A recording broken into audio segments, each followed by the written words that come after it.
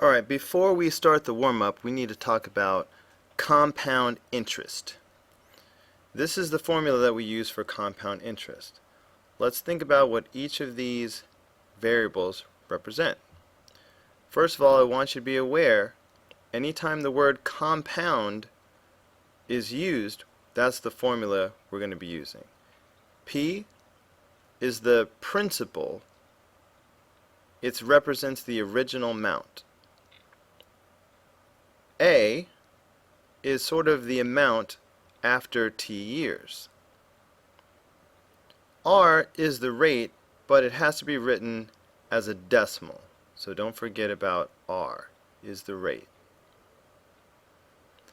N is the number of times that our interest is collected each year.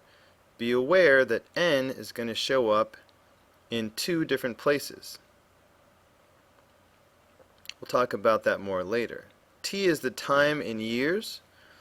Don't forget, we have to always have the time in years. This is how we convert from months to years. How do we do it? If we have 16 months and we want it to be in years, we're going to start with 16 and divide by 12. That turns out to be 1.33 years. So that's how you convert from months to years. Always divide by 12 because there's always 12 months in a year.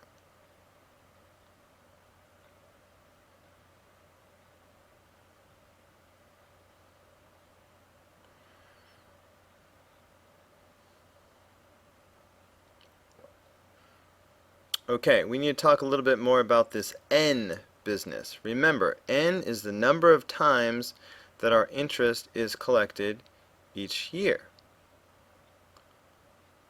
If we collect annually, that means N is 1. Semi-annually, N is 2. Quarterly, N is 4. Monthly, N is 12, and daily, N is 365. 365 days a year.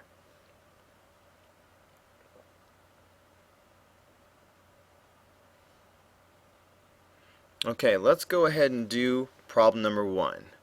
You invest $500 for 18 months, 4% interest compounded monthly. What is your balance? Now, first of all, as soon as you see the word compounded, you know that this is the formula that we're going to have to use. So always watch out for that. Compounded, we use that formula. Now, what is your balance? Balance is a fancy way of asking how much money are we going to have after 18 months go by. So let's use this formula. Let's see. So the amount that we're going to have is going to be, P is the principal. That stands for the initial amount, which is $500.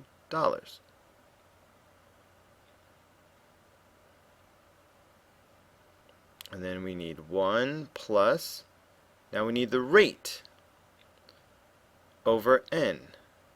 Now the rate is 4%. So am I just going to put 4 over something in this problem?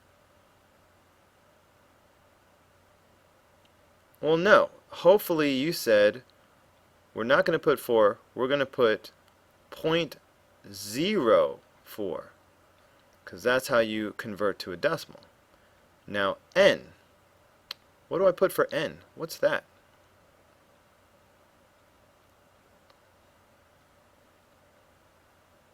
Well, it says we're compounding monthly. So what's N? N is going to be 12 because monthly would mean 12 times a year. Watch out, N shows up in two places, here and as the multiplier. up here in the exponent. Let's see, what else do we need? T. What's T? T stands for time, and here it says 18 months. So will I put 18 right here, times 18? Well, hopefully you said no. We have 18 months, but why can I not put 18? We need to convert 18 months to years. How do we convert from months to years? Well, if you remember, we can convert months to years by dividing by 12. So 18 divided by 12, let's see, that turns out to be 1.5. So that's 1.5 years. And that is what we're going to put for t in the formula. 1.5, it had to be in years. So if we put all of this in our calculator, that's going to tell us the balance. So let's see how that looks. And over D button, what was it? Oops, too many decimals. Let me go back a second.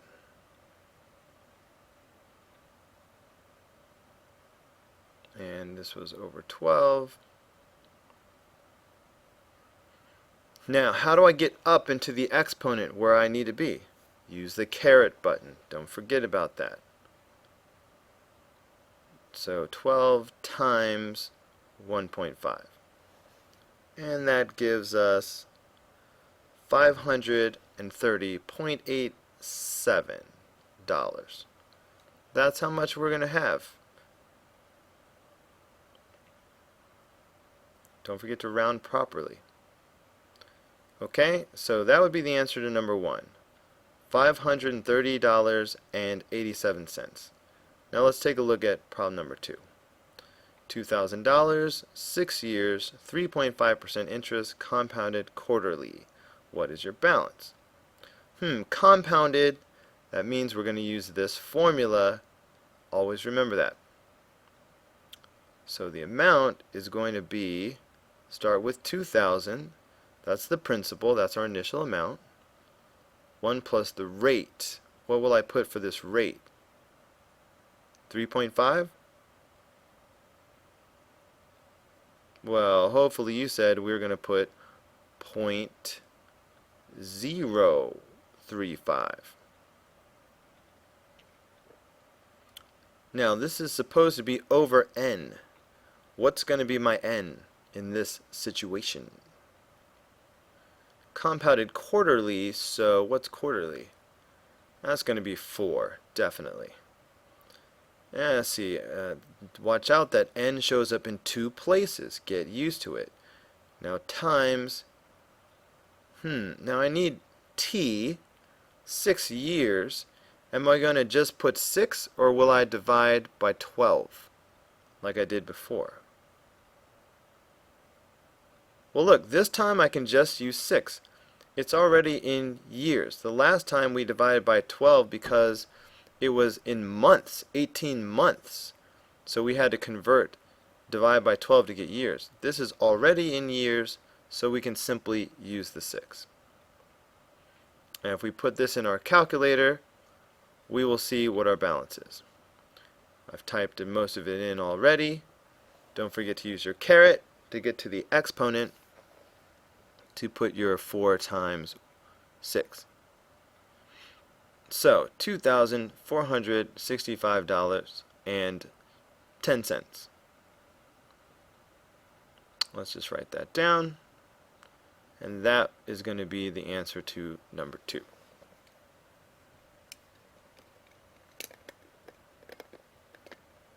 Any questions?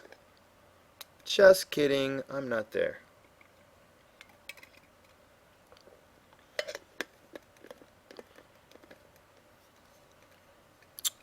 Okay, now before we start solving exponential equations, I need to give you an easier problem that I know you're going to be able to solve.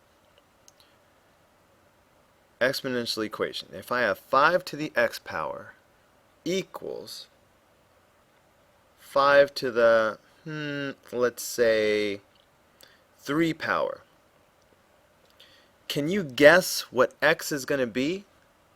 Or do you just have no idea? What do you think x is going to be? Go ahead, tell me. Don't be shy. Hopefully you said x is 3. Your common sense is telling you x has to be 3. That's the only possible way. I mean, come on. Would it make sense for x to be something else other than 3? If there's a 3 here, could I have a 2 over here, for example? 5 squared equals 5 to... That just wouldn't make sense. That would be crazy. So we know there's only one possibility. If on the right-hand side is 5 to the third power, the left-hand side also had to be 5 to the third power. Those two exponents have to be equal. That's logic. It just makes sense. Now, let's apply that to example number 1. Notice the bases are the same, just like they were in the little easy example we did a minute ago. But the exponents, I have these weird expressions. Can anybody guess what the relationship is going to be between these two expressions? How are they related? Anybody? Somebody? Alright, hopefully somebody said these two expressions have to be equal to each other. Just like we saw in the previous problem. The exponents are going to have to be equal.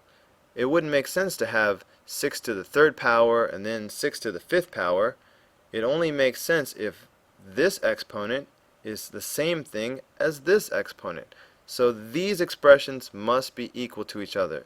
X plus 2 must equal 3x minus 4. It's just the only thing that makes sense.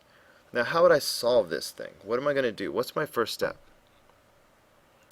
Probably the simplest thing to do, I want to get these like terms together. You're probably wondering, look, what happened to these 6's? Did I cancel them out? Did I divide? Well, no, I didn't cancel out the 6's. I'm using logic. It's just common sense that if the bases are the same, then the exponents are going to be the same. So that's what happened to the 6's logic. The exponents must equal each other. So, how am I going to solve this equation at this point? Let's subtract x from both sides. 3x minus x is 2x.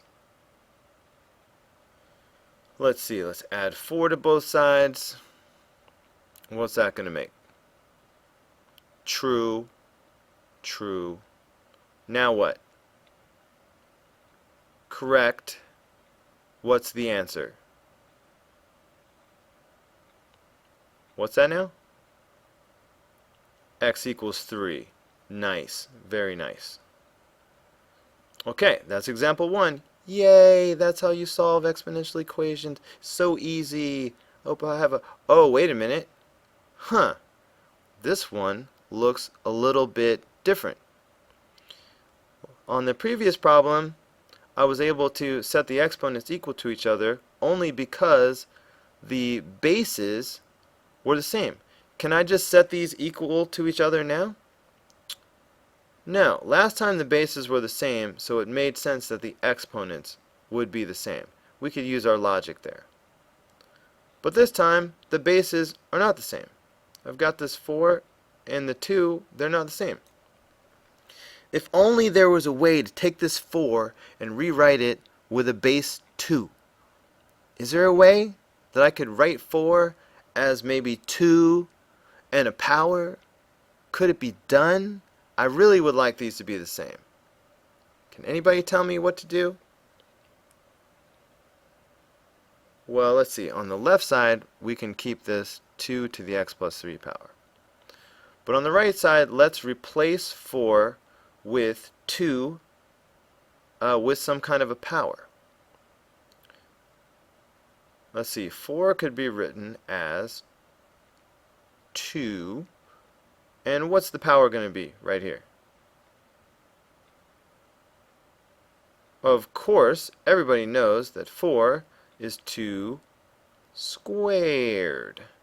So boom, it makes sense. I could replace 4 and rewrite it as 2 to the second power.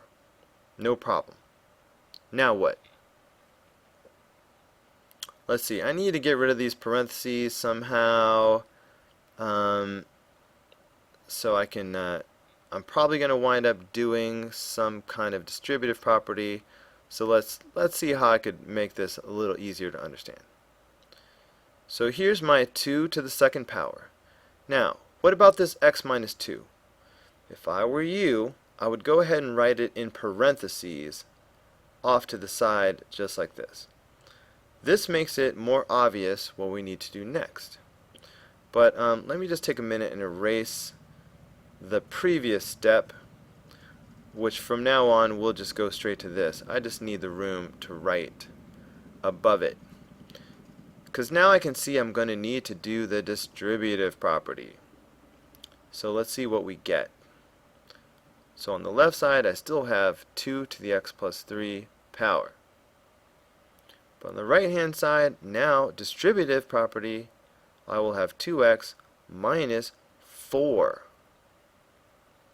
Now, since the bases are the same, I should be able to use my logic. So, the exponents must be equal to each other. That means x plus 3 must now equal 2x minus 4.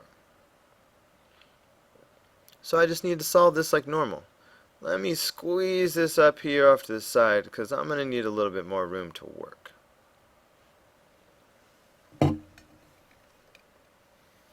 What is my first step, ladies and gentlemen?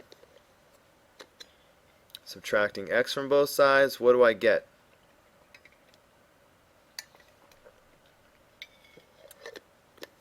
Alright, now what? I would add 4 to both sides, yep. What's the answer? Splendid. Excellent. So, we have just solved another exponential equation. Whoa, hey, wait a minute. This problem looks a little bit different. On the last problem, I could take the big number and write it as a power of the smaller number. I could write 4 as 2 squared. 4 was a power of 2. That was the key to the whole thing. But 27 cannot be written as 9 to a power. I mean, come on. 9 squared is already 81. There's no way I'm going to be able to write 9 to a power and get 27. Does anybody have any idea how I could solve this problem? Maybe is there a number that we could turn both of these into? Maybe a base that works with 9 and 27. Can I change them both? What do they have in common? Is there a way to write 27 as a base and a power, and 9 as a base and a power? What is it? Well, can't we write 9 and 27 using base 3? Sure we can. 3 to the what power is 9? To the second power, of course. Now what about 27? 3 to the what power? The third power, because 3 times 3 times 3 is 27. Okay, now what? Let's not forget about those expressions in the exponent. What do I do with them? What do I do with this? If I were you, I would put it in parentheses right next to that exponent, x plus 5. And of course, next to this one, I'm going to put my 5 minus x.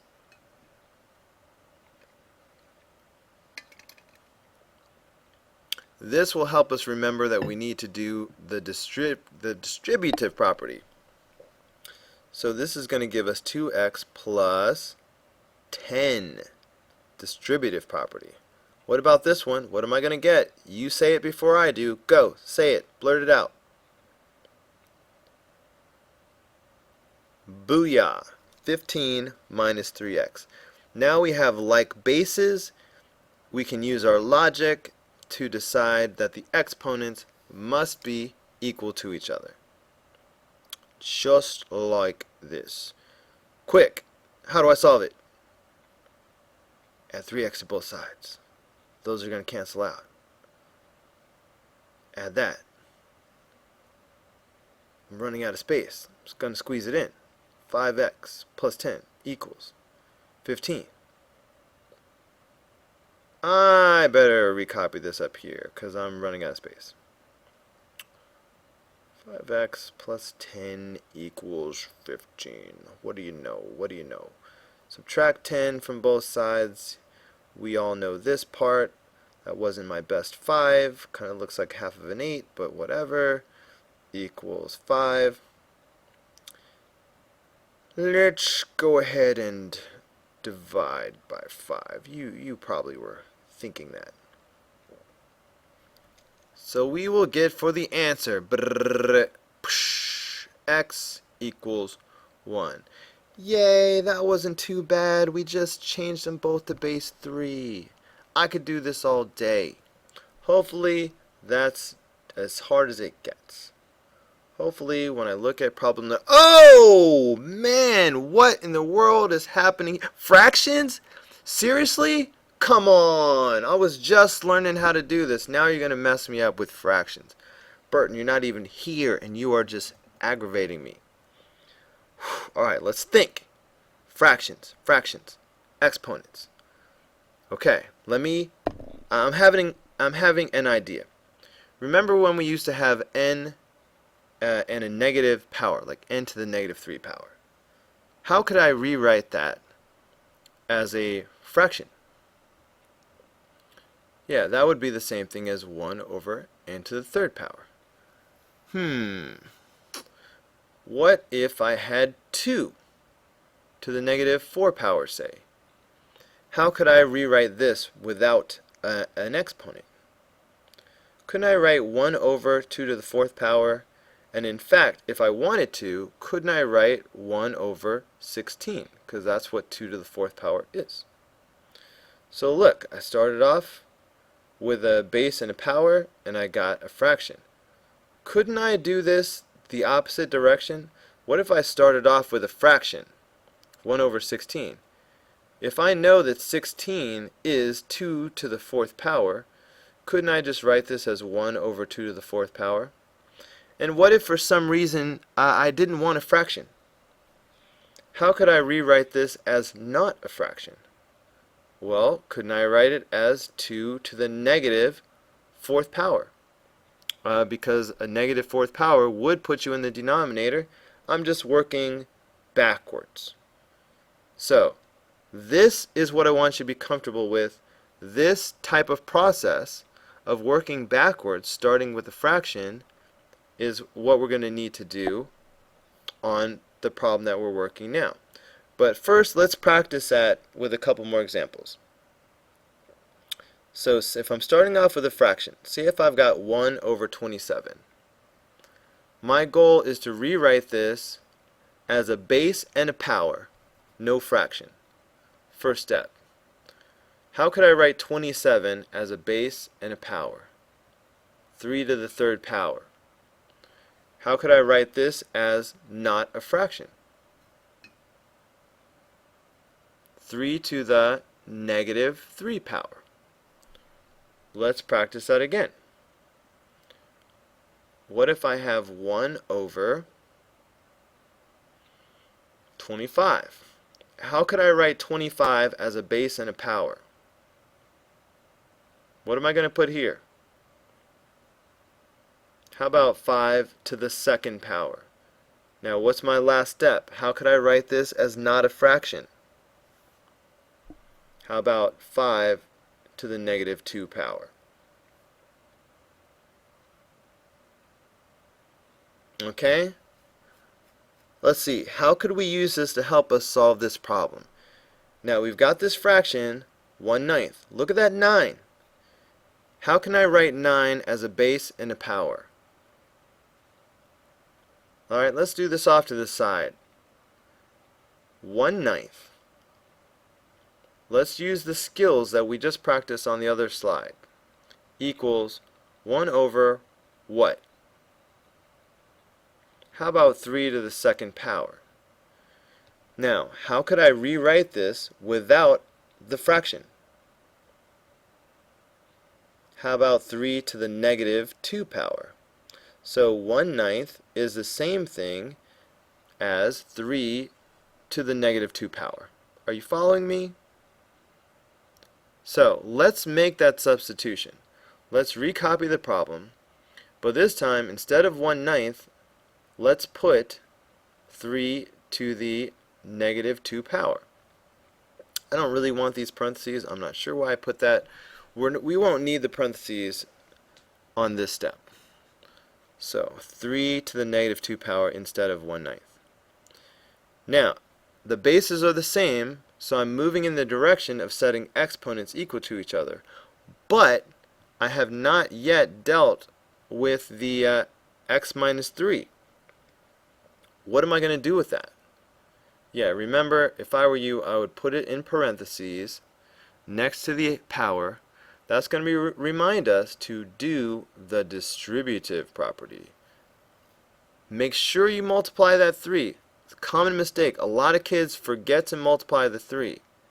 And they just leave that 3 sitting there. So I've got this. Distributive property, tell me what I'm going to get. Go, blurt it out. Plus 6. Did everyone get that? Negative times negative is a positive. Time for the logic. The bases are the same, so the exponents must be the same. In other words, x must equal negative 2x plus 6. How do I solve it? Blurt it out. Tell me quick.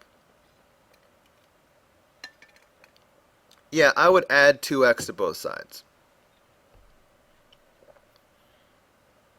Alright, let's recopy this up here. I'm going to need a little bit more space. X plus 2x, that's 3x. 3x equals 6. What am I going to do now, ladies and gentlemen? Yeah, let's divide. Drum roll, please. Brrr, x equals 2. Yay! Exponential equations are easy. This is what your homework is going to look like. If you can handle problems like this, you will be fine on the test. It really doesn't get any harder than this. Every single person can understand this.